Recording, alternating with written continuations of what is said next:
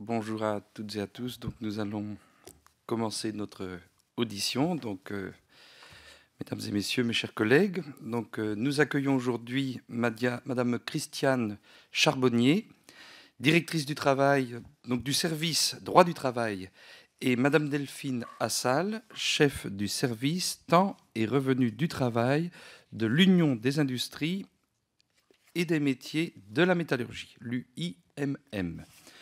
Je vous remercie donc toutes les deux d'avoir répondu à la convocation donc, de la commission d'enquête dans des délais assez brefs, somme toute. Nous vous en sommes très reconnaissants. Nous avons entendu le 11 septembre dernier Monsieur Jean-François Pilliard, qui ne nous avait pas fait forcément part de toutes les propositions que le MEDEF a rendues publiques par la suite. C'est un sujet que vous connaissez bien, après notamment la fermeture des mines dans les années 80 de la métallurgie française, qui a pâti donc dans les années 2000 de la concurrence internationale. Le rachat de diverses entreprises sidérurgiques par des groupes internationaux et la délocalisation de la production nationale d'automobiles vers des pays à bas coût de main-d'œuvre nous l'ont récemment rappelé. Nous entendons de nombreux appels qui parfois tendent à orienter ou à aligner les conditions de travail des salariés français sur celles de leurs concurrents émergents, quand le modèle allemand semble pour sa part pouvoir, lui, se perpétuer.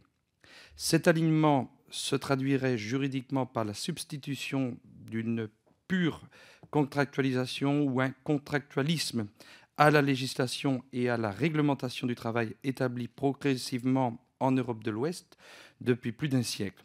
Ce faisant, ce contractualisme ne reconnaît pas forcément l'inégalité des parties du contrat individuel de travail que l'on qualifie traditionnellement de subordination du salarié à l'employeur. Vous nous ferez sans doute part de votre point de vue sur ces évolutions juridiques et sur la manière dont la jurisprudence accompagne ou ralentit cette évolution.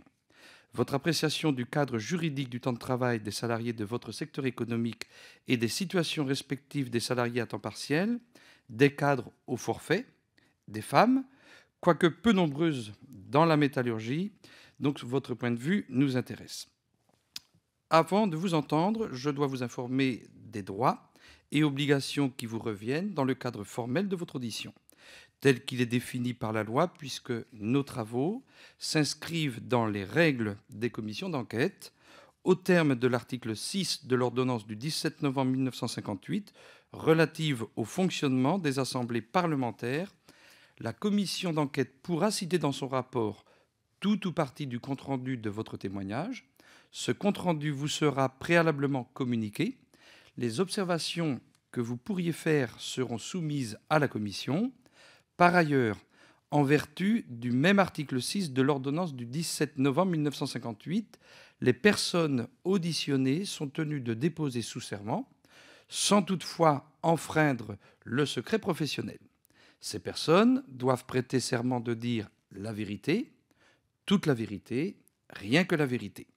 Je vous invite donc chacune à votre tour à lever la main droite et à dire « Je le jure ».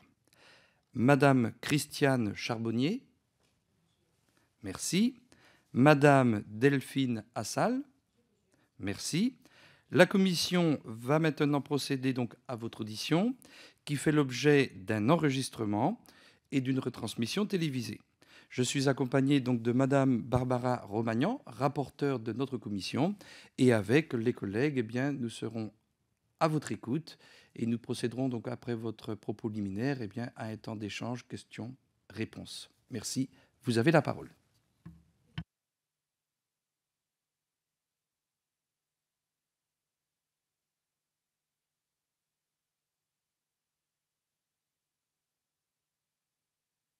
Ah non, c'est là. Voilà, c'est là.